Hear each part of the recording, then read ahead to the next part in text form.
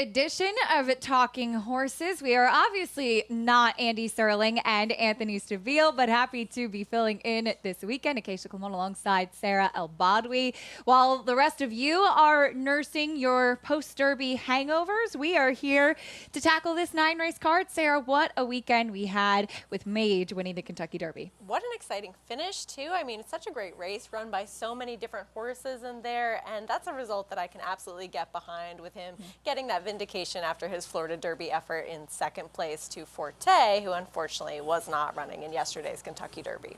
First Kentucky Derby victory for jockey Javier Castellano. It had kind of been that one thing that was the glaring omission, really, of a truly tremendous and Hall of Fame career. Also the first win for his trainer, Gustavo Delgado, both natives of Venezuela, and you could see the celebration, the excitement in the winner's circle. You could. It was very palpable, even from watching it here on TV. You could just tell how ecstatic these connections were. So really exciting Derby, and the week's not over.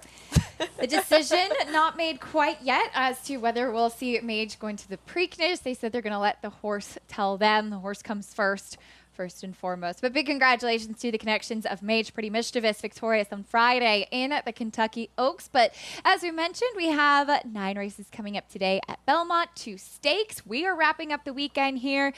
And if you don't have an Ira Betts account already, well, it's not too late. We have a perfect opportunity for you. You can get a deposit match bonus with Match 200 and use that promo code at nairabets.com or download the app today. As always, there are plenty of promos going on over at Naira Bets. If you're betting Belmont and Santa Anita Park today, you can bet $75 each, and you can earn $15, win or lose. Make sure you opt in at nairabets.com. Keep an eye out for all those great promos. A middle pick 4 in play today. Make sure you tune in for all the great multi-race wagers we'll have at beautiful Belmont Park and the cross-country sequence beginning just a little after 2 o'clock p.m. with the Beaugay, which will be race 3 at Belmont. And while it is the cross country, it's really all Belmont Park this afternoon. And finally, America's Day at the races on FS2 from 2 p.m. to 5:30. We'll kick off right before that Beaugay, the first of 2 stakes on the card this afternoon. Early pick 5 kicks off in race 1. We are fast and firm today. We had a little bit of rain earlier on in the week. Great to see firm turf back in play, and we'll be on the inner turf for the first race today in a really nice allowance race, Sarah, for 3-year-olds. And we'll take a look at the number 1 Operation Torch first, as this one and Scramble met down at Gulfstream Park. We're actually having a lot of Gulfstream replays today. You saw a lot of horses kick off their years down in South Florida. Scramble, the winner here, Operation Torch in second. Your current favorite, Operation Torch, would come back to win and break his maiden at Keeneland in the subsequent start. He would, and he has the pedigree to be a pretty decent horse as well. I mean, he is a half to some decent winners, including a horse like Civil Union, so he has some really blue sky ahead of him too, and this was a great debut effort behind a horse that had a lot of experience already, and Scramble is one that has progressively improved in each of his starts as well, something I love to see from a buyer's standpoint, getting a higher number each time out and then finally getting that win. And it doesn't hurt to have Kentucky Derby winning jockey Javier Castellano riding the first of the day with this horse too. The one teeny tiny slight knock against him is that the pace in that race was pretty fast, and it did kind of fall apart in the later stages. So perhaps that made both of their efforts look just a little bit better than it actually was, though you can't take too much away from them in there. They both ran very good races, and Operation Torch coming back to win certainly flatters that effort too. And Operation Torch, he kind of galloped into stride at Keeneland, and that was going 1 1/8 miles. And as you mentioned, he's actually the full brother to Civil Union, who won the Flower Bowl, also full to War Dispatch. I think a little bit longer is better for Operation Torch. I feel like this mile and a 16th on the inner might be a touch sharp for him.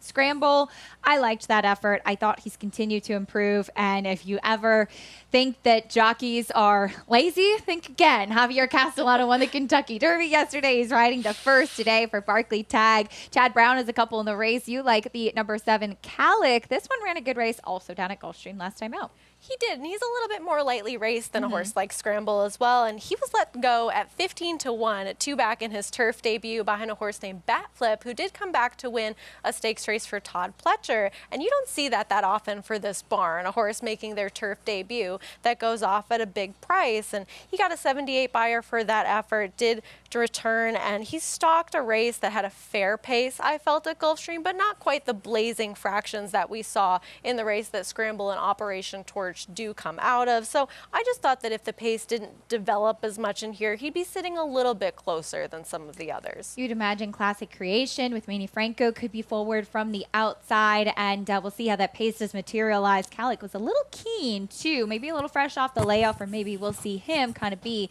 in that tactical running style. Moving on to race number 2, we're on the main track. Non-winners of 3 in life for $14,000, going a mile on the main.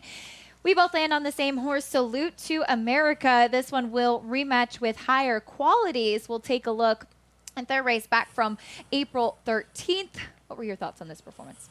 You know, he's kind of towards the back of the pack in here, getting stuck in traffic. You see right there, having to steady in this race. And these are horses that at these lower levels, they can't really recover from trouble like that and always make that run that they were attempting to make before having that stop and starting again. And I just thought that he faced more adversity in this race than Higher Quality, who was closer to the pace, didn't have the same kind of traffic trouble, and he's still trying at least a little bit towards the outside, then going back a little more towards the inside. He's had success at these lower levels before as they both dropped down to the $14,000 tag. And I just thought that without that kind of trouble, we would have probably seen a better performance from him.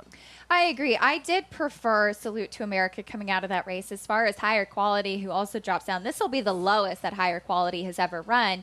He is such a tough horse. He looks like a really tough horse to ride. He was always really difficult early on in his career, even when Chad Brown had him. And he's a big, heavy horse, talking about Higher Quality. And you could see he kind of broke out a little bit. He was trying to get out a little bit. He doesn't seem like he's the easiest horse to ride and respond to his rider's cues. So he has an outer post today, one horse to the outside of him, Major Spin. I think that will bode well for Higher Quality. But as those two rematch, they made some sense. Bingo John as well, second off the claim for Jeremiah Englehart, he's out of hibernation now. Maya's back in the entry box a little bit more consistently. There you go. And I thought that he just had an outside look to pick up a piece, and he's been ridden a lot more aggressively lately in some of his races, being closer to the pace as well. And I think that we both think Major Spin can win, but just not really interested in him at a short price, as he did disappoint at a short price last time as well. We'll see how the board plays in race 2. We're back at the turf for race 3, and it's our first of 2 stakes this afternoon. The grade 3 Beaugay for fillies and mares, 4-year-olds and up, a mile and a 16th on the turf. Let's start with the one Evie Jets, because I would imagine you're wondering, can she do what she did last time out? That's the hope, because she was able to take this field on the chase, and this was a shorter field than she's chasing today. And she's a horse that certainly doesn't need the lead to be successful, but I think these were the right tactics with her in a race that didn't have any confirmed front runners. She's the one that had shown that tactical speed in the past, and she was able to just finish the job in here against a horse for Chad Brown, and she'll be facing many rivals from that barn again, even though not the same one, as he has multiple entrants in this race. And with California Queen coming out, this is something you and I discussed a little bit off air. I just feel as though she's probably going to end up sitting a similar trip to like she did last time, and she's not going to take the kind of money that those Chad Brown entrants are. So if she's the one in front and she's able to do what she did last time, I absolutely want her as the 3rd or 4th choice in this race. Yeah, she could get comfortable on the front end once again. I had a pretty strong opinion with this race, with thinking California Queen, who still don't know why she rated in the Hillsborough last time out, but I thought she would be forward. She is out. That could change things. I do still stick with market segmentation, though, and I want to show her last race at Gulfstream first in the Sand Spring from April 1st. Or this is the Endeavor. We'll go there first, because she is rematching with, surprisingly, who won the Endeavor down at Tampa, and surprisingly came running on the outside, whereas market segmentation was up on the rail trying to make a run. But she does have the ability, Sarah, to not be too far off of it. I would agree with that completely. And she showed that she can be a bit more tactical, right, than some of these other horses that we know of as more confirmed closers, or one that does need a little bit more pace to run into. I do like that she at least has some adaptability in a race like this. And as we'll show, the next race also market segmentation down at Gulfstream. I think this kind of speaks to it because take a look at the start here for her. She's not the quickest out, and then she kind of steadies a bit, but watch as she goes into the first turn. She gets pretty headstrong on Irad Ortiz, and she's wanting to run up on heels. I think she's going to be more forward today. She's in tight, in between horses, kind of a compromising position. He has to try and steady her back. You see she's lathered on her neck. She's wide. This is really a disadvantageous trip for a filly like this, especially down at Gulfstream. But she has a nice turn of foot. She kicks on running away from these, but I'm hoping that she gets a better trip in here today, and I think will be a little bit more forward under Irad. Right, and I think she really showed her quality in here and overcame some adversity, and you like to see that because we see a lot of these horses be very short prices for the Chad Brown barn and Irad Ortiz Jr. just because. I think she kind of proved that she matched those odds that day, overcoming a trip like that with the start and then the traffic as well. So I think that she has a huge shot in this race if Evie Jets does get a little tired on the front end or anybody else does happen to go. The pace potentially could help out Contemporary Art as well. She was pretty far off of it last time out down in South Florida. As we'll take a look at her Gulfstream race. This was her first start for trainer Christophe Blanc, just a trainer change here. But prior to that, and when she was going races that I think were a bit too far for her too, she doesn't want to go the mile and 3/16 of the Saratoga Oaks. She tried to wire the field that day. So she has the ability to be a little closer. She got a great trip this afternoon coming up the inside. She did, and while this was her first start off a bit of a break as well, you do like to see them come back with a decent effort like this, and she can only move forwards out of here, so I think that she's also a player, just one I wanted to use a little bit further down from these top two. Fuente Ovejuna, we also saw come back to win in her subsequent start. And this is an interesting little race. There's 4 for Chad Brown in here, too. We'll see if one of them gets the job done or if Evie Jets just takes them on a merry chase yet again. Turning our attention to race 4, a mile and an 1/8 on the inner turf. We have a lot of really nice turf races today, too. We do. This is a maiden special weight for 3-year-olds and upward. Let's start with number 7, Spinzar, who we both have in the top 2. This one made his turf debut down at Gulfstream last time out. Rockstar Red for Bill Mott was also in this race. Yes, and this one I thought had a little bit of traffic trouble and had to come from pretty further out of it than a couple other horses as well. And I just thought that he was really getting into gear in the later stages. And this was a race that, again, had a moderate pace, but a faster pace than I feel as though you generally see on the New York circuit. And I thought he ran well for his first time on the turf. And he's also coming off a little bit of a break, too. Certainly not the most encouraging second place finisher from that race. Missionaire came back and disappointed at Keeneland and his subsequent start. I thought Rockstar Red just hasn't really picked up his feet in either turf races as of yet, and we're going to stay away from him, though you land on Farrell's Joy. Tell me about the Mid-Atlantic shipper. Well, this one coming in from Laurel has a really good pedigree as well, and I thought that his debut race where he was second as a 2-year-old was a pretty solid performance for how green he was, and then improving figures-wise in his first start as a 3-year-old. I thought it would at least make him competitive at a fair price in a spot like this. And the Dam, a grade 2 winner, multiple graded stakes placed, and he has 2 full siblings that have been pretty decent turf horses so far as well. So this one I thought has the pedigree to back him up and could possibly improve now, 3rd time out. Hungry Island, who was a very talented runner, the Dam, and that makes this one a full 2. Hungry Kitten, still a bit green at Laurel last time out. And Jorge Duarte's runners have been well meant coming here to New York. I would agree with that. Christophe Lamont sends out 2. The number 3, Mondego, you and I both have in the top spaces. This horse, I don't think he was very happy to be off the pace at Keeneland last time out. He tried to wire the field and nearly did so on debut at Gulfstream. And then last time out, it almost kind of looks to me, Sarah, like he has a soft mouth, which you've seen with a lot of the Lope de Vegas. They have really tended to take well to our American racing here, but sometimes they're a little bit soft in their mouths, and it seemed like that was the case with Mondego last time at Keeneland when Joel Rosario was trying to tip him out or get him to switch leads. It seemed like he was really resenting that pressure. I saw that as well, and I think too, like if we see a horse like Operation Torch earlier on today come back Yeah. and run an extremely good race, you have to really move this one up, even though we're both considering him already. I think that that's going to be a good indicator of what we're going to see from this horse. Operation Torch, the winner of that race at Keeneland, of course, goes out in race number 1. You gave a little look to Certified Lover Boy, just one turf race as a 2-year-old. Yeah, and I thought that maybe this one getting back to that surface could be a sneaky horse that you want to throw in underneath. And what I thought was a really fun race and possibly one that you wanted to look for a bit of a long shot. Yeah, I like this race a lot. Curious to see how those young horses make their appearance before that 5th race on the turf. Turning our attention to race 5 now, $12,500 claiming race sprinting on the main track, 6 furlongs. Very few scratches on the card today. The 1A Optic Way coming out. I think both of us had some interest in that one in this spot, cutting back in distance. So you'll go to the number 6. I will. You'll go to Motion to Strike. Let's start with that one.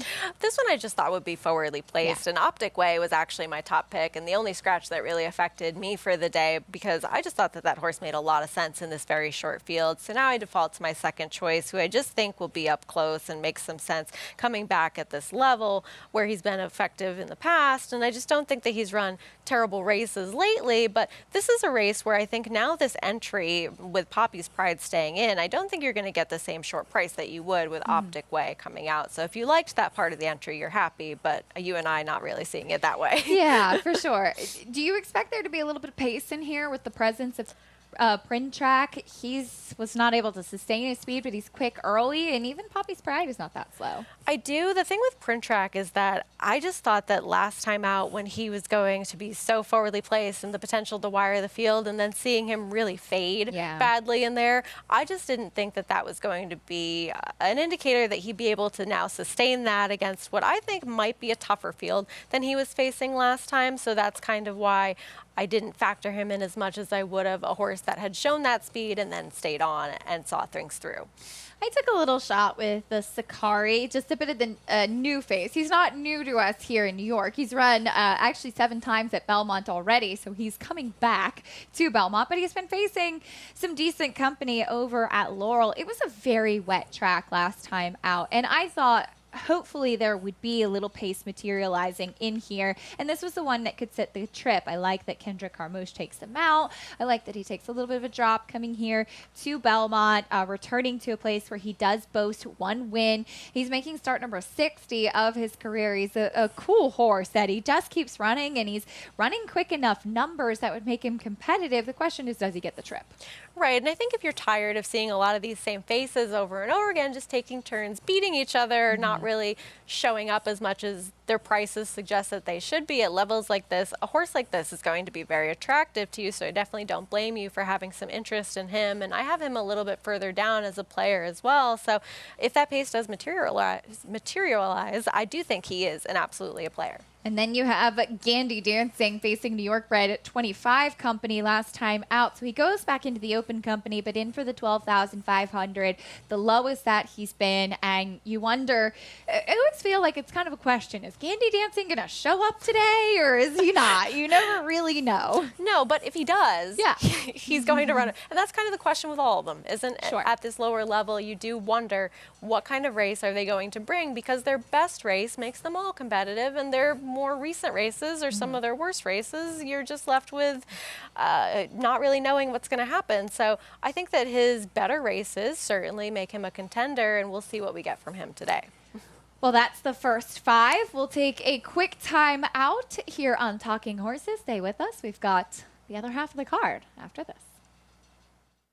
For almost 150 years, the Saratoga name has been synonymous with the finest quality, sustainably sourced spring water available anywhere. Saratoga carries on the rich tradition of its forefathers by crafting each stunning blue glass bottle with the same attention to detail and care that has been its hallmark for generations. Visit SaratogaSpringwater.com today or ask for us by name at your local market or restaurant. Saratoga Spring Water. Make every day exquisite.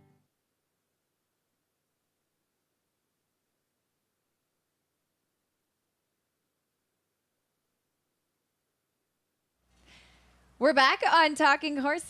Acacia and Sarah, thanks for joining us on this Sunday post-Kentucky Derby. And we're back in the action here with the 6, Sarah. This is where that middle pick 4 kicks off. 7 furlongs on the turf in this allowance for fillies and mares. And one of the things I love about Belmont is that we get to run these 7/8 turf races. You get some horses that are stretching out, some that are cutting back in distance. And I think it makes for a really interesting competition on the grass. Absolutely. And I think, everyone has their little favoritisms in racing. And I think the 7 furlong distance on dirt and turf is one of mine, because it really is that meet in the middle type of distance for these horses. And I don't know, there's a lot of horses that don't necessarily prefer this distance, but that they're going to try it today. So it'll be curious to see what we get from some of them.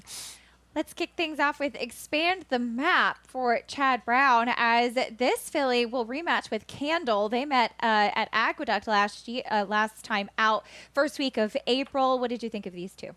Expand the Map, I feel as though, is one of those Chad Brown horses that was kind of taking money just because of connections to start out her career. And she ran against some pretty solid horses as a juvenile, Pizza Bianca being one that you're familiar with, and a couple of others as well. And I just felt as though her races then coming back off the break, especially that November race in 2022 where she was behind Mose, that was one of her better performances, where we saw her show a lot more speed and really run, I think, the best race in there. And that's kind of what she's been bringing to the table lately. Been a little bit unlucky in a couple of her races, and I just thought that she's one that's been running some really solid races lately. I agree. I think now that she's back as a 4-year-old, she has taken a significant step forward. There was kind of all that buzz because she had run such a good second to Pizza Bianca on debut, who of course would go on to be a Breeders' Cup winner. And then it seemed like Expand the Map didn't really go on after that. And she finally put things together to break her maiden in January of this year as a 4-year-old down at Gulfstream. I agree. I think she's a big player. Candle's a player. I love the cutback and distance for Candle.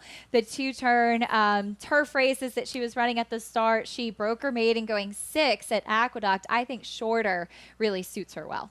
And there was a little buzz about her too with some of the races that she ran as a 2-year-old, running into some decent horses at that time as well, like Be Your Best, as well as a name that I'm not going to try to pronounce that I've tried to butcher a couple of times now, but a horse that we all kind of thought of as a major player in that juvenile fillies division on the grass. And I think that she's another one that's kind of moving on now as a 3-year-old and getting a little bit better as well. So these two, I think, are players in here. Facing Kichera, I believe is how you say it, for Philip Bauer, who is having a terrific summer and a great year too. He of course got a great stakes win this weekend at Churchill. I have a little bit of a funky price play in here. It's one more time for Wings Like Eagles before I sign the divorce papers, but she's had some trouble getting out of the gate.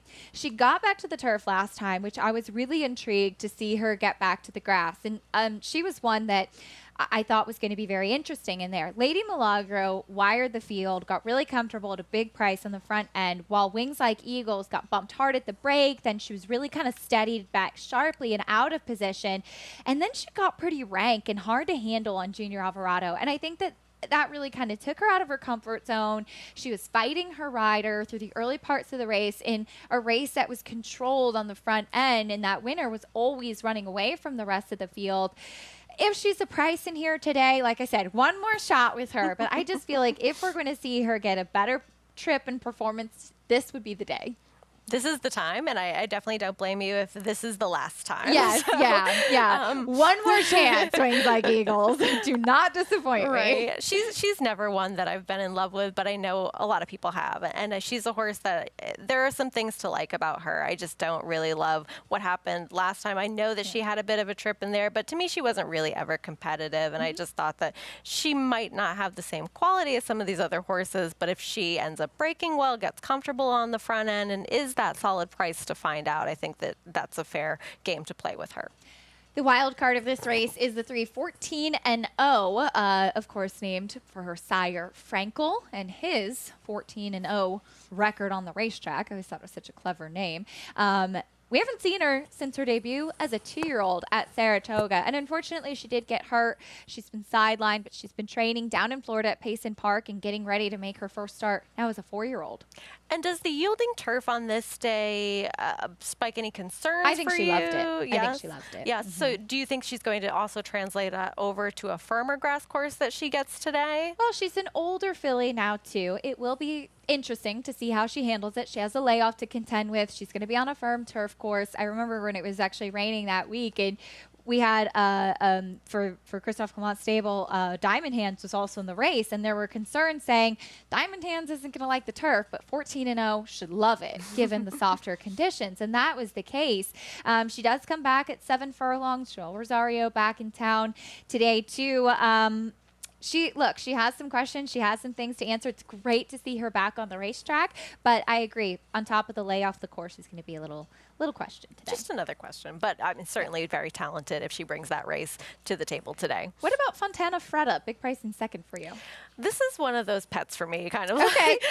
This is your Wings Like Eagles. Yes, a little bit. And she's run some solid races in the past, but I will say that race last time off the break and starting her career debut for this year, it wasn't that much to write home about. There was not a lot going on in that race for her, but I think that maybe you say she needed one off of the break, and she has some back races that would make her competitive. And here, she also had a trip in a couple of them where she had a lot of traffic. And I remember I did Talking Horses with Anthony that day, and I showed that race where she had some traffic trouble and still kind of attempted to recover from that. So she's one that I know that she's going to be a fair price today, at least, just like Wings Like Eagles hopefully should be, and should be able to at least come running at the end if there is some pace on early. That's the 6th race. Do you know the number 13, Clitheroe, also draws in an intriguing U.S. debuter for Grand Motion with the scratch there in the 6th. Going on to the 7th, we're back on the main track, sprinting, $32,000 claiming race, and the number 4, Alpine Queen, and the 6, Royal Megan, who we have flip-flopped in our exacta, will rematch off their March 10th try. And Alpine Queen has run some really good races, honestly, on the front end. And I don't know if she gets the lead again today, but she's one that has, when she can get comfortable, she has run some big numbers for this level on the lead. And I just thought that she might be able to kind of sneak away from this group again. I know her race last time wasn't great going the 7 furlongs, but that was against some tougher horses as well. And I just thought that this was a solid effort. Just barely getting nosed out by Dame Cinco. Yeah, she's back at the level that she does seem to belong. And Icy Stare Down, who's not going to turn around off a 3-day rest, but that was looking on paper to potentially be the other pace in here. Royal Megan, she's tactical. She is a horse that I think always does well at Belmont, too. I remember Fernando Abreu telling me last year she's a bit of a non-sweater. And it's surprising that she actually didn't do better over the winter, given that. But she has seemed to run her best races at Belmont Park. So we'll see what she does today. I thought Mon Petit Choux was a little interesting and could potentially be tactical from the outside as well. And with her, with Icy Stare Down coming out, I mean, she moves in a little bit too. She might have that outside stalking trip. I think for me with her, I just remember that day where she ran that really solid race and it was on a gold rail. Sure. And so perhaps that might inflate her a little bit in some people's eyes because she does have that performance going back. And I just thought that she was helped by the racetrack that day. But this race is not going to be the most difficult group of horses she's ever faced in her life and possibly could just hit the board at a fair enough price. Back on the turf for race 8, another nice maiden special weight, fillies and mares here going a mile and an eighth. And this one I thought was a very interesting and tricky race. Let's start with your top pick, way too early. Big price on this one. Yeah, that's how I feel about a lot of this week. Yeah. This one just... Kentucky Derby week will do that to you. Yeah. Absolutely. So maybe a little bit of a hunch play for some people. But this one I thought that even though she had to drop in for an optional maiden race for the tag last time, I just thought that she's shown a little bit of progressive improvement. And I didn't want to default to the Chad Brown horse in Financial Advice, who is certainly a very logical contender in this spot. But I just just was looking for someone who had at least gone a little bit further on the grass before and shown some decent ability. And I just thought that she would sit a little bit close and maybe has kind of been that speed and fade type before, but perhaps, you know, working into fitness. I know Beaugay isn't one to rush his horses into races, and so perhaps she's just getting into better form as things go on and just wanted to take a little bit of a swing with her. Yeah, she's 10-1 on the morning line. Speaking of financial advice, we'll take a look at her debut down at Tampa Bay Downs. I was actually at Tampa that day, and she was the favorite. Juniper's Moon, this was on February 11th. Juniper's Moon wired the field that day, and this filly, she's by Wooten Bassett, and oftentimes his progeny do tend to be on the smaller side. So physically, I would not say that she looks like the type that wants to go the 9 furlongs. That said, it was a useful debut. Chad typically does debut some of his stronger turf horses down at Tampa over the winter. Again, a wire-to-wire winner. She's trying, just not really enough punch late. No, and Juniper's Moon isn't a bad horse either. So I I think that flatters her performance to look a little bit better than it maybe did, kind of looking like she was a little flat in the later stages. But I think she was chasing a solid horse in that spot and obviously can improve second time out. The other Chad Brown runner, Prerequisite, a horse that kind of actually looks a little similar, finishing 4th down at Gulfstream on debut. I preferred Highland Grace, so I just happened to be at Gulfstream in her last race, and I actually went home and wrote some notes down because I was just had fallen in love with her. She's this big, beautiful, solid American Pharaoh filly, and I think she's going to love getting a little bit more distance. So the race last time was dominated on the front end. She was right behind the top 2 horses, but second place finisher Soviet Excess came back to win with an 82 buyer speed figure. I think it's a very solid race. Queen Picasso was entered in a stake last week, which just unfortunately rained off the turf. But more than anything, I thought Highland Grace getting a little bit more ground was going to be key in here. And I think that she's been running against some solid horses as well over at Gulfstream too. And I think that Well Into is a halfway decent horse. And as you mentioned, the stakes intentions for Queen Picasso. So I think that she's also one that could make some noise in here. One more race on the card, and it's a good one. The license fee to wrap up the day. 6 furlongs on the turf for fillies and mares. A lot of filly races today, too, which is nice. So we have the fillies to start things off on the show for you today. The intriguing wild card of this race, and you're taking her on top, is Ugiri. She has turf pedigree, but she's never been on the grass. What do you make of her? No, and I know that it's a little bit out there, but she has speed on dirt that if she's capable of translating over to the grass, and I know that dirt speed doesn't always translate over to turf speed and vice versa, I just thought that it's interesting that they haven't tried her on the grass yet because she has run so well on the dirt. I mean, she was on the Kentucky Oaks Trail. I did a run in the Kentucky Oaks, and then once they shortened her up this year, she's run some very fast races sprinting. So I just feel as though if she's gun to the front, shows that same kind of speed, and really takes to this surface, you're not going to get this kind of price on her on the dirt anymore. I want to at least try to get it on a new surface for her. I thought the 2 horses coming out of the Giants Causeway at Keeneland were really interesting, Star Divine and Mignon. And we'll take a look at that race, starting with the beginning of the race. Now, the problem with Mignon as Kentucky Oaks winning trainer, Brendan Walsh, will send her out. This mare just never really seems to get out of the gate. And she had a horrible start at Keeneland last time out, completely cut off, totally squeezed back. And we'll take a look at that, and you can see how she breaks a little bit sluggish, but then she really takes the worst of it and kind of loses her hind end out from underneath of her as well. That's very tough for a horse to re-rally from. Star Divine, by contrast, was closer to the pace and was able to hold on for third. And Star Divine's one of those horses that always seems to show up and run well, but doesn't always get the win. Yeah. And so with her finally able to put some things together in this spot, I mean, that's fair, but a horse like Manon is one that when she was back in the Chad Brown barn and they tried to have her going a little bit longer, I was just of the mindset that she was not that good. Now switching barns and cutting back to the sprint distance, she's shown a lot more, and she's been progressively improving lately, so I don't blame you for wanting to take a shot with her at what's likely to be a decent price in this field. I nearly put her on top, but just by virtue of the fact that she has such a tough time getting out of the gate, I just couldn't pull the trigger. Star Divine, second off the layoff for Jorge Abreu. That's going to be key. We've talked a lot about, especially with turf horses, with him coming back off the bench. They often need a start. The stats are not there for them to be ready to roll first off the layoff. We have a couple of horses coming out of that April 14th race at Aqueduct, Going Good, and Poppy Flower, the number 1 Spun Glass, is out of the race. Poppy Flower did herself no favors this day.